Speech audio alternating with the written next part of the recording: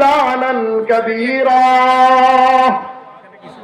ওগো আল্লাহ, আমরা আমাদের বাবার অনুসরণ করেছিলাম, আমাদের মায়ের অনুসরণ করেছিলাম, দাদা চাচা ফুফার অনুসরণ করেছিলাম, নেতা নেত্রীর অনুসরণ করেছিলাম। তারা আমাদেরকে গুমরাহ করেছে, পথভ্রষ্ট করেছে।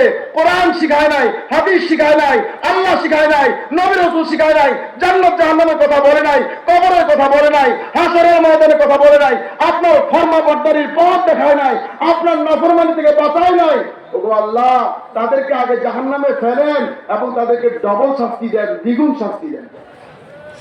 দোস্ত, আপনার আমার সন্তানরা বলবে, আপনারা কি চান আপনাদের সন্তান আপনাদের বিরুদ্ধে ফরিয়াদ করে? সাবধান। অতএব সন্তানকে কোরআন শিখান, সন্তানকে মাদ্রাসায় ভর্তি করুন, সন্তানকে বাবার হক শিখান।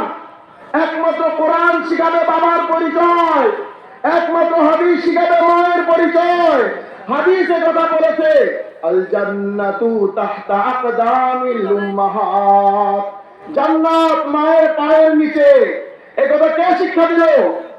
কোরআন শিক্ষা দিল, হাদিস শিক্ষা দিল, বিজাতি কোন আদর্শ আমাদেরকে শিখায়নি। দোস্ত, সুতরাং পথ একটাই, আলেমদের পথ, রাস্তা একটাই, কোরআন হাদিসের পথ। নাজাত যদি করতে চাও ও বাংলাদেশের মুসলমান, নাজাত যদি করতে চাও আলেমদের পথে চলো, কোরআনের পথে চলো, হাদিসের পথে চলো, ইসলামের পথে চলো। আর যদি ইসলামের পথে না চলো, মন মতো যদি চলো, খোদার কসম খেয়ে বলছি, দুনিয়াতে বেইজ্জতি হতে হবে, জাহান্নামে পড়তে হবে, জান্নাতে ঢোকার কোনো সুযোগ পাবে না। জীবন দুনিয়াতে বরবাদ হবে, আখিরাতে বরবাদ হবে। সুতরাং পথ কয়টা? একটা। পথ কয়টা? একটা। কোন পথ?